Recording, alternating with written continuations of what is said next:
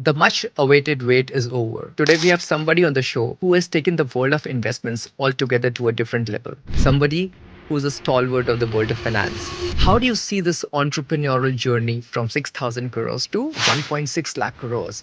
I think managing the aspirations, the dreams of 30, 35 lakh people is the bigger privilege. It's also a big sense of responsibility because money management at heart is a very, very simple business. Uh, you have to manage people's money as if you were managing your own. This kind of market volatilities which is taking place because of the geopolitical tensions, because of the Iran issues at one end, rupee depreciation, and so on and so forth. How do you see the entire concept of investing? The right asset allocation is one that obviously doesn't put you in FDs, but it should not cause you sleepless nights. I mean, I learned this in my investment career. How would the world look towards your finances, or how do you manage your finances at large? So, my simplest advice to people in their 20s, which is also in my book, is take 10% of your post tax income, just 10% of your post tax income, whatever it is, even if it is $1,000, it doesn't matter, and just So we have today with us the MD and CEO of Edelweiss Mutual Fund, Miss Radhika Gupta. Welcome to our show, ma'am. thank you. So this show has been thought over for a long duration of time, and finally, we are privileged to see you here with us. One question today: Edelweiss is altogether sitting at an AUM of 1.6 lakh crore.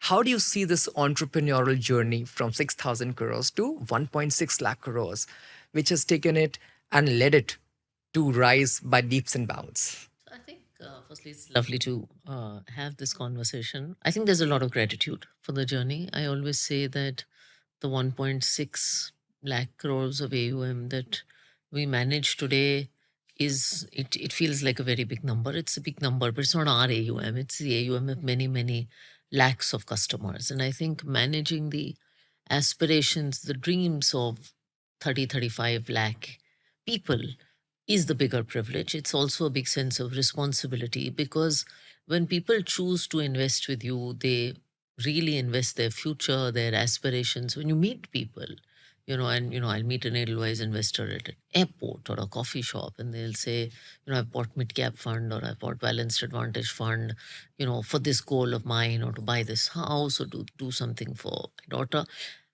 I think it's a tremendous sense of responsibility. So hopefully we carry this responsibility with humility. We manage money responsibility. We do what I say. We do what we say. And I think money management at heart is a very, very simple business. You have to manage people's money as if you were managing your own. You have to be clear about setting the right expectations for people because markets move up and down. You have to deliver on those expectations, and you have to constantly be in touch with both your investors and your distribution partners and advisors who actually guide customers through the journey.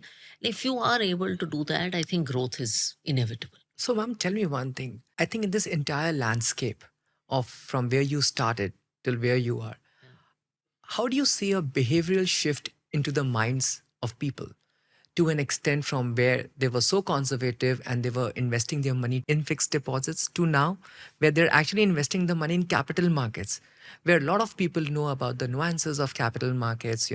It's not a unilinear direction, it's not something, where you will be guaranteed something, but still you are seeing a behavioral shift taking place. How do you attribute this change taking place within individuals, and how do you see the future of it? It's incredible. I mean, I started in this industry 10 years ago. And I think if I was a mutual fund CEO, even back as late as 2010, people would have said, Kisi bank mein kaam karti hai kya? I mean, the perception of capital markets as something that touches people's everyday lives was just not there. Today, SIP has become such a mainstream word that even builders in Noida, I was driving through Noida the last time I was here, had something about using SIP instead of EMI. So it's become a word that is embellished in pop culture. I mean, as I said, I go to a lot of airports and courtesy Shark Tank, a lot of people know me. And very often, the security folks at airports will ask me for SIP advice. So it tells you that this country's risk appetite one has gone up from being a generation where our first investment used to be Dak Khana, and Dak Khana is here in Delhi, to then bank deposits, to then capital markets instruments. I think there is trust in capital markets instruments, and mutual fund is, of course, a part of that. I think there is aspiration that I want my money to work as hard as I do. Because Indians are very hardworking people. So I want my money to work hard. I'm ready to take the risk. And most importantly, there is awareness between the work that people like you are doing, people like us are doing, the work that's happening on content, landmark campaigns like Mutual Fund Sahi Hai. There is content and there is genuine awareness on this. It was absolutely hilarious. Today, someone sent me a video. I don't know if you've seen this, but a stand up comedian did this amazing video of why your relationship should be like an SIP, not an EMI. And this was pure stand up comedy and was absolutely hilarious. But capital markets have entered the mainstream. And I think that is incredible. And also, I think because of digitization, access to all these things has become a lot easier. You don't need to fill a form. You can start investing in an instant. So this bodes tremendously well for India. Uh, the fact that we are raising more risk taking, more aware generations. My father probably started his first equity investments when he was 45. I probably started mine when I was 25. My sons, we started when he was 4 months old. That is the progress. And I think this will only get better and better. I personally find that digitization is something which has taken this financial journey altogether to a different Yeah. level. From people, at one corner, sitting in one village with hardly any access to Yeah. electricity or paucity. I mean, even they're investing their money. And to an extent where the SIP amount has even gone down to 250 rupees. Yeah. Probably that has made, I think, this commodity quite accessible and quite reachable to people in nooks and corners of this country. And I think probably that has been one amongst those major reasons where people have actually looked forward to capital markets for investing their money. Yeah, and there are lots of myths around tier 2 and tier 3. And look, we have a very wide number of branches, and I travel a lot. There's no shortage of awareness in these cities. There's no shortage of access. And let me say, there's no shortage of aspiration. Wealth is being created today in tier 2, tier 3, tier 4 India. I went to a city that not many people will be aware of. It's called Navsari. It's in Gujarat. There isn't even a great train station in Navsari. And forget any airport. You have to drive from Surat. I went to do an investor meet. And I thought, Navsari mein mujhe sunne kaun aayega? There were 1,200 people in Navsari there to listen to me. And there were some incredible businesses being built out of that city. Imagine. And most people who are listening to this, I'm sure. outside of those in maybe Gujarat belt, have not heard of where Navsari is. That's true. So I'm sure, ma'am, with these kind of awareness programs, people have actually understood the nuances of investing. How can money really work for them? And ma'am, with this, I have a very unique and a very peculiar question, which is very contextual in today's time. Yeah. And that is that, with this kind of market volatilities, which is taking place because of the geopolitical tensions, because of the Iran issues at one end, rupee depreciation, and so on and so forth. Ma'am, how do you see the entire concept of investing at this juncture? Because Indian markets or Indian investors are generally prone to seeing a very high double digit returns.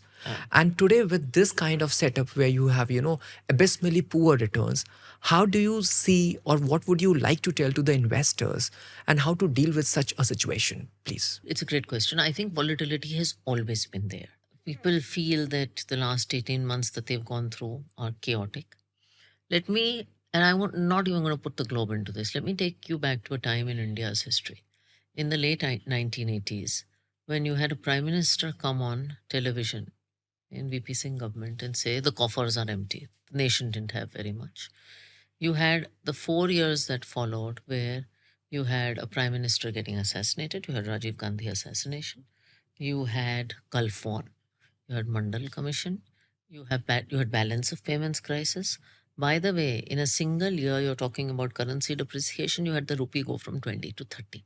This was in the 4 year period that was 1989 to 1993, 94. There was no confidence motion in parliament in that period. It was one of the most chaotic periods in India's history. Do you know what the Nifty did in that period? It was up 4 times. And so markets have always been volatile. people have always said the world is going to end, and miraculously, the world doesn't end, and markets move because the underlying companies and economy has strength. The Indian economy since 1980 has doubled every 6 years in rupee terms and every 8 years in dollar terms. Now, what is the problem? The problem is that half the investors that the capital markets industry has today have joined the industry after COVID. So, this is the first time they've experienced this. I sit here a lot more calmly because I've gone through 20 years of capital markets. One has gone through a few cycles, one has seen 2008. So, I think it is just about seasoning. And these kind of times are great teachers. And what is very important is you made this point about how people have expectations. I think it's important to have correct expectations from the capital markets. India nominal GDP growth is 11%, broadly 10-11%. That means equity market returns in large cap will be 12%. That means mid cap will be a few percent higher. So 20-30% year on year returns never were realistic, they never will be realistic. There will be periods of people are whining about 18 months of no returns, right? Correct. There will be 3 Correct. years of no returns. There was a year in 2008 where we saw minus 50% returns. I wonder what will happen to people once they experience that. So, if you have the right expectations, if you have a sensible advisor making an asset allocation that is right for your risk appetite and sentiment, and if you have the patience to wither through, there's actually volatility shouldn't bother you. So I think you intend to say that right expectations, a proper hand holding, Yep. and I think most importantly the asset allocation, which is the buzz.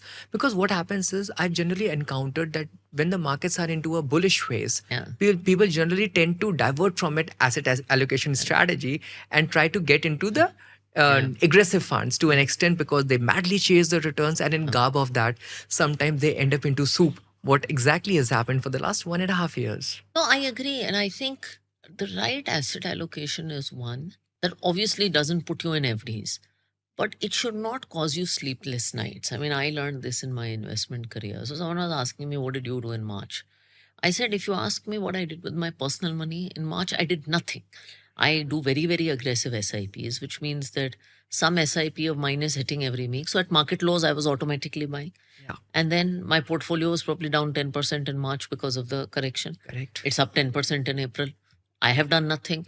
Actually, I have spent my time worrying about my career and my investors' money. The last thing I want to do is worry about personal money in a month like March because my asset allocation is right. When do you stress about a market being down 10%? When should you stress about a market being down 10%? If you needed a crore for your child's education and suddenly markets are down 10% and became 90 lakhs and you have to pay that bill. Otherwise, if you need, in which case you shouldn't have been in equity, in which case you should have told your advisor that in this March 2026, I'm going to need a crore, and any sensible advisor would not have put you in equity. They would have made sure you are in a conservative instrument. But if you need the money after 10 years, why should it bother? So I think asset allocation should be one that lets you sleep at night. Exactly. And I think, again, reiterating the same point, that expectations, setting it right, asset allocation, doing it properly, I think that will help you out in not having sleepless nights, and people can be far more comfortable in investing their money for a longer duration of time with the specific goal into their mind. So, ma'am, it is always said that markets are nothing but function of economy. Yeah. If the economy is doing well, the markets will also do good. So now, for example, you see that in India specifically, for the last 10 years, there's a lot of movement taking place from unorganized sector to organized sector. A lot of sectors are there, even the apparels, even the footwears, handlooms, people are moving out, UPI transactions, banking, formal transactions. How do you see such tectonic shift into the behavior of an individual affecting the financialization of products in India? No, so I think the shift from unorganized to organized, people always ask me sectors, themes, etc. I think the shift in India from the unorganized sector, which is triggered by a combination of things like GST, which are more structural, and also a consumer's demand for a more branded, organized product. I think the shift from unorganized to organized is one of the largest shifts taking place in the country. And it is happening in every sector. It is happening in food. it is happening in something like jewelry. For instance, I'm a Delhi girl. Historically, when we used to buy jewelry, we used to go to Chandni Chowk, and one of these, local family jewelers was what we went to, and it's absolutely fine. And we've done that for years. If you look at a newer generation of Indian consumers, they prefer to go to a branded jewelry store. I always bought saris from small weavers, which I still do, in different parts of the country. But a lot of people prefer to walk into a Tanera or a Nalli, which are all organized things because there is a certain value they ascribe to the brand. So I think it's a tectonic shift happening in India. Hundreds and hundreds of brands are going to be created out of the shift from unorganized to organized. And I think that is taking this country altogether to a different level. Yeah, I think you're going to have just a wider universe of investable companies. You're going to have a wider universe of choice for the consumer. And finally, the nifty, I'm speaking as an investor, can't be about, or the market can't be about 500 companies. You need thousands and thousands of good listed companies in India. I mean, again, someone mentioned Shark Tank. One of the greatest things you see on Shark Tank is the creation of brand after brand. I mean, for the Correct. longest time in this country, you had two suitcase brands, VIP and Safari. Yes. Why should a country like India, where the young generation cares about how their baggage looks, have two suitcase brands? Now I can name 20 suitcase brands. If, as a girl growing up in India in the 90s, if you ask any woman in India what was the predominant makeup brand, they would name one makeup brand. Today, there's a new makeup and beauty brand emerging every day, I would say, in this country. So that is the range of choice that the consumer now has. And finally, some of these will become, some of them will die, but some of them will become very good companies. Some of them will become listed companies. And I think probably that is one amongst those primary reasons why IMF declares India as one amongst the fastest growing nations of the world with 7.2% of GDP. And I think in the next few years itself, we're going to be one amongst the top three economies of the world. Yeah, we have a very good shot at being among the top three economies in the world.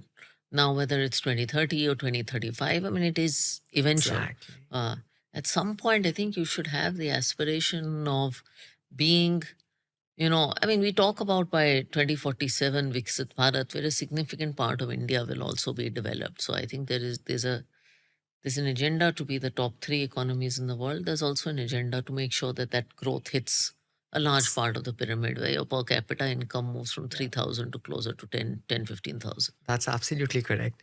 So, ma'am, I have one question. I think it's a little contentious question, and I would really want you to answer this question because this is really important for the youth of the country at large. We know that investments is something which is a long driven process Yeah. where compounding takes place in a manner that at one point of time your money doubles. Yeah. But at the same time, we have another set of individual in this country who are quite impatient. Concept of deferred gratification seems absolutely Yeah. difficult for them. Paytms, Zomatos, Zaptos, Blinkits, everything is there on the phone. And we're talking about the Gen Zs. Tomorrow, when they'll be forming the backbone of this country, what kind of piece of advice would you like to give to these set of people who apparently seems to be so fragile in their behavior? So how would you think that investing as a concept would really work for them? Look, I think Gen Z is growing up in a very different India than even my generation, our generation did, because we were born into a country that was going through transitions.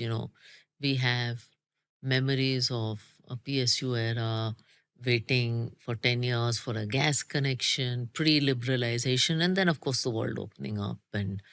But these guys are growing up, that part of India, a lot of them are growing up in a country of abundance.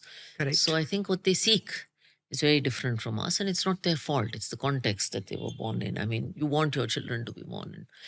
I think the savings versus investing, the savings versus spending debate is real for them. And I meet many young people who say, I have a life to live. I have to go to this college and I have to buy this shoe and I have to go on this vacation. And, my friends are doing this on Instagram. And my only thing is find a middle path, right? I don't believe the world is taking 100% of your salary and spending it, and or taking 100% of your salary and doing an SIP out of it. There is some path in the middle.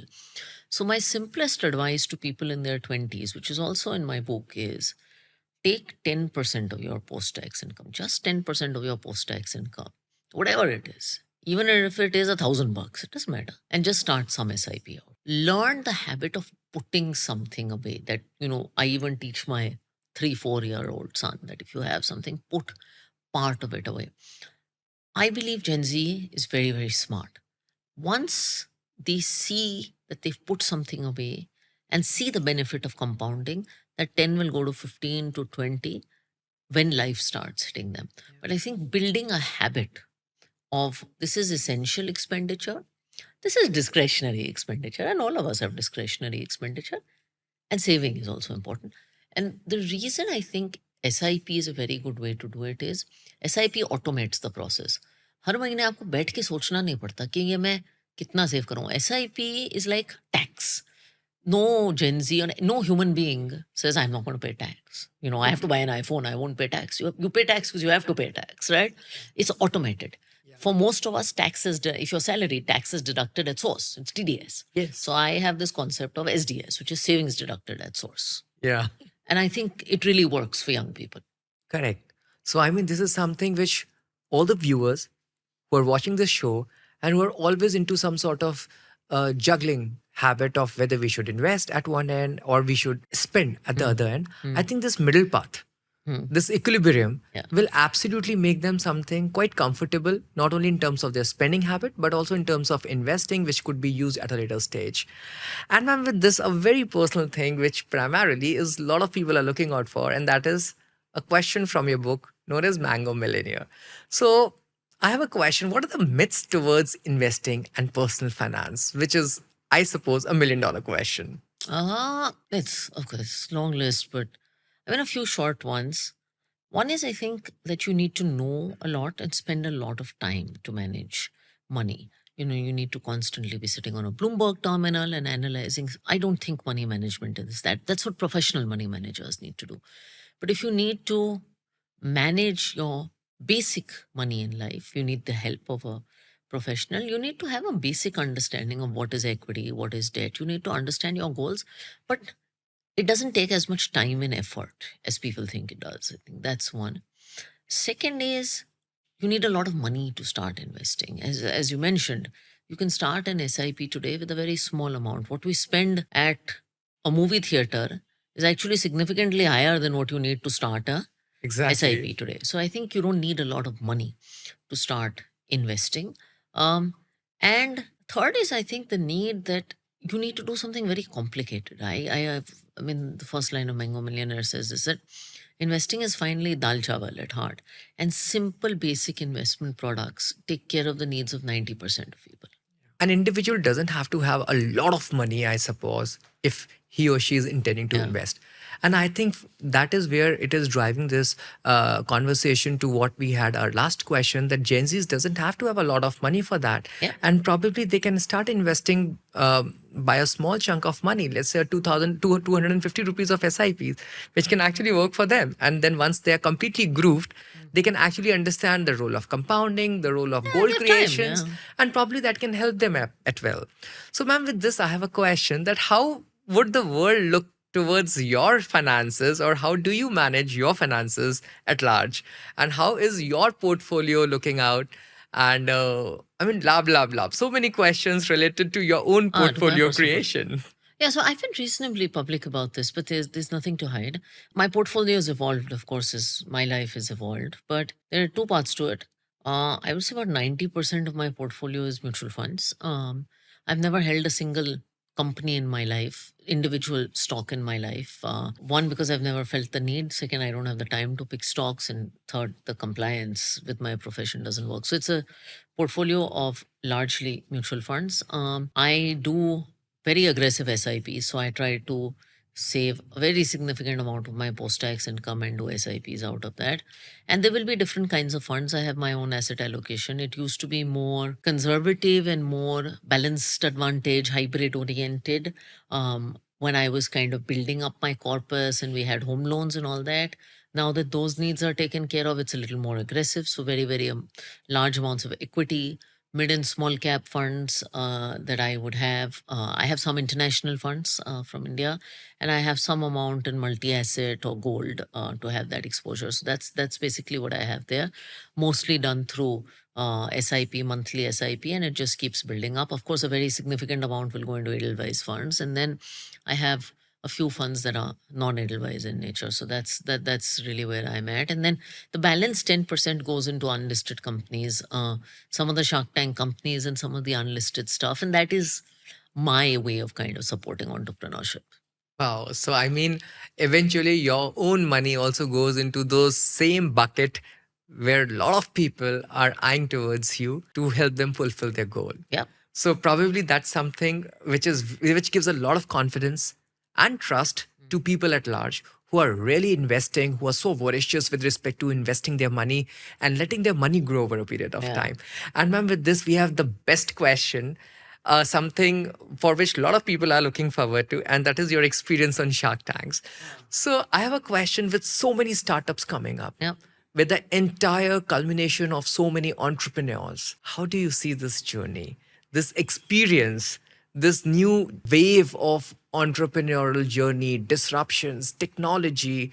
I've been watching you all throughout in Shark Tanks, but I want to really understand from you this thought process, that mindset, and your ideas related to that. So I think I would say that if you want to feel optimistic about where India is going, you should come to a set of Shark Tank. Because the kind of energy that you see in these kids, and many of them are very young. I mean, you see kids who are 18, 19, 20, 25, coming from not just tier one, but tier two, three, four, India. Very little resources, lots of ideas, some good, some bad, a lot of execution of those ideas with very little capital, and some really interesting stuff going on. So I think it is fantastic. I think this rise of entrepreneurship and that I want to start up doing something as a nation is fantastic. I mean, I was talking about brands. I have seen post Shark Tank, again, I wear saris, at least 50 people doing boutique sari brands. It's unbelievable. And they're doing a really good job out of it. And so many new categories are getting created because of companies that are, present on Shark Tank, etc. I mean, one of my investee companies, Palmona, has created this whole category of 9 karat gold. Because gold has just become prohibitively expensive Exactly. so fashionable 9 karat gold, I think, is something that Palmonas did. Calculators for Kirana Wazas. There's so many. Better Nutrition, which is one of my investee companies, that is doing atta, but more protein rich atta, more mineral rich atta. So many good things are coming out of it for consumers and for the nation and for entrepreneurs. It's absolutely amazing. I'm sure that's kind of something which is quite enticing for you also to understand that where are we actually heading towards. Oh yeah, I love it. I love interacting with my unlisted companies. I'm sure. And ma'am, with this, we come to an end of this podcast. With the kind of interactions what we had today, where you discussed about, how asset allocation is important, how the goals needs to be realistic, where the proper handholding is required. And, India as a country is doing exceptionally well because of getting away from the unorganized sector to organized sector and the wave of entrepreneurship, where you yourself has led the country altogether.